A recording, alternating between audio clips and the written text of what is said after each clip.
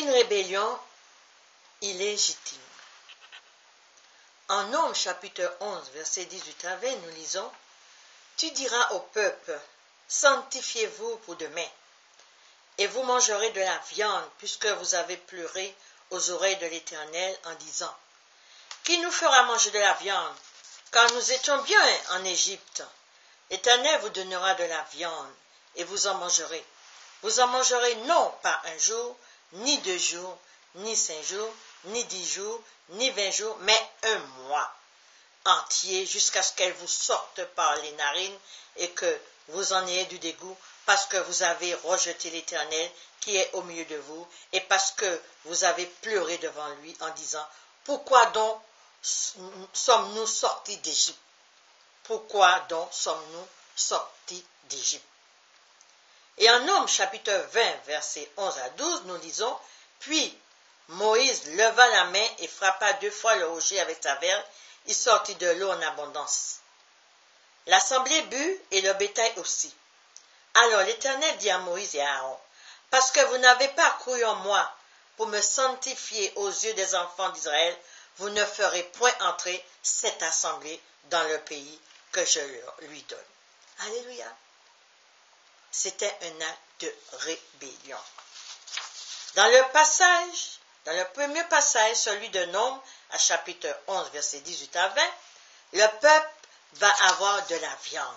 Mais pourquoi Dieu leur a-t-il accordé cela? Tout simplement parce que le peuple a voulu avoir. Ils ont voulu avoir.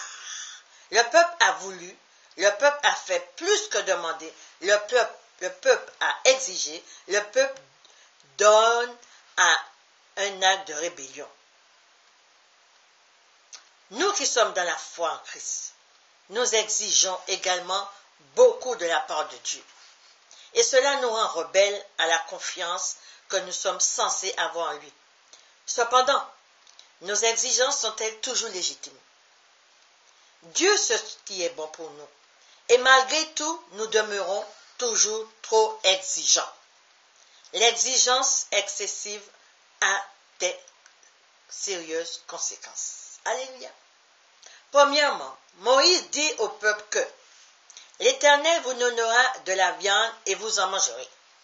Dieu accorde toujours ce qui est légitime et Dieu accorde parfois également ce qui ne l'est pas. Amen. Pourquoi? La mise à l'épreuve par Dieu nous permet de savoir quel côté nous sommes, ainsi que de mesurer les conséquences qui sont liées à la désobéissance. Cependant, dans sa perfection absolue, Dieu saura nous rattraper avant même que le danger ne le fasse. Deuxièmement, Moïse dit au peuple, vous en mangerez non pas un jour, ni 10 jours, ni 5 jours, ni 10 jours, ni 20 jours. Dieu ne nous exauce jamais selon nos conditions, mais toujours selon les siennes. Parce que notre volonté, ce n'est pas la volonté de Dieu. C'est Dieu qui décide de ce qu'il a pour nous. Pourquoi? En Exode chapitre 20, verset 2, Dieu rappelait déjà au peuple de qui il dépendait par ces mots. Je suis l'Éternel ton Dieu, qui t'ai fait sortir du pays d'Égypte, de la maison de servitude. C'est Dieu qui décide de notre vie. C'est lui le maître de notre vie. Tout ce que nous avons, c'est lui qui décide. Parfois, des parents laisseront leur enfant de 2 ans aller librement exploser le lieu de promenade, tout en gardant un œil attentif et prêt à intervenir en cas de danger, car ils sont les seuls garants de l'enfant. Dieu est notre garant, ne l'oubliez pas. Et il ne nous laissera jamais aller au-delà de ce que nous sommes capables de supporter. Troisièmement, Dieu parla par la bouche de Moïse en ces termes. Mais un mois entier, jusqu'à ce qu'elle vous sorte par les narines et que vous en ayez du dégoût. Oui, Moïse a dit, Dieu ne vous donnera pas à manger ni 2 jours, ni 5 jours, ni 10 jours, ni 20 jours, mais un mois entier jusqu'à ce qu'elle vous sorte par les narines et que vous en ayez du dégoût.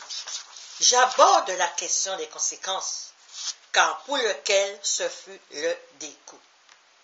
Le peuple est allé beaucoup trop loin, car Moïse leur a fait ce triste constat. Parce que vous avez rejeté l'Éternel qui est au milieu de vous, et parce que vous avez pleuré devant lui en disant, pourquoi donc sommes-nous sortis d'Égypte? Quelle parole de malédiction! Plus tard, Dieu allait remettre en place la priorité absolue en Deutéronome chapitre 5 verset 16 par ces mots. Honore ton père et ta mère, comme l'Éternel ton Dieu te l'a ordonné.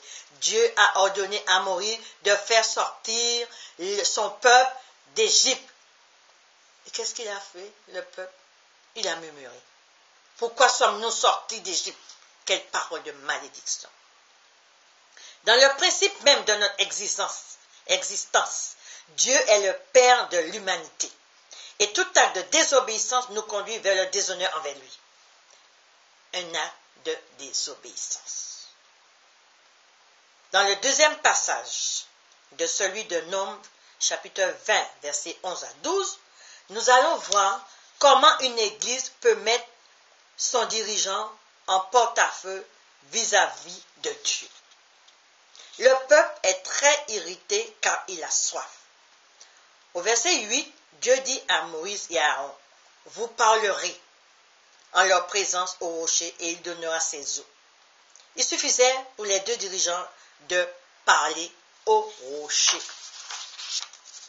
Au verset 11, il est dit que Moïse leva la main et frappa 2 fois le rocher avec sa verge. Il sortit de l'eau en abondance, l'assemblée but et le bétail aussi. Dieu a dit à Moïse, parle au rocher. Il n'a pas dit à Moïse, frappe le rocher. Pourquoi Moïse a-t-il frappé le rocher? Parce que le peuple a murmuré, il en avait assez, il était énervé et il a frappé le rocher, qui est Christ. Dans nos assemblées, il est fréquent de voir des pasteurs commettre des actes de désobéissance. Cependant, sont-ils réellement les seuls à en être responsables? Alléluia. Le peuple avait soif. Et nous aussi, nous avons soif.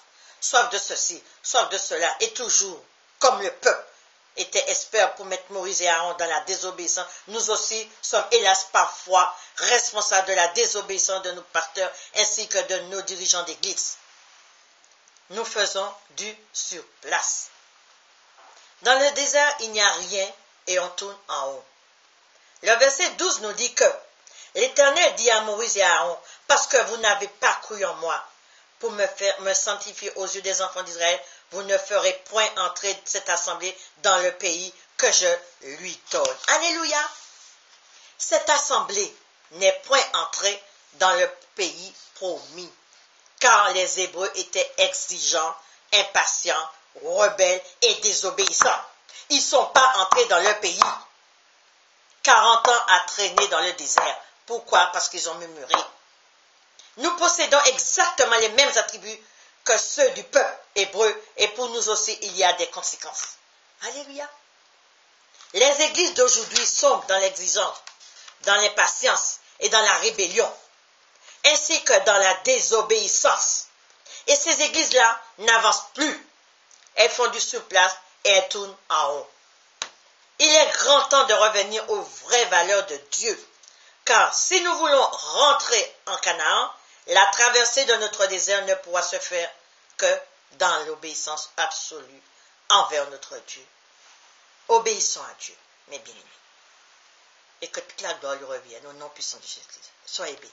Rose bénie évangélisation. Amen.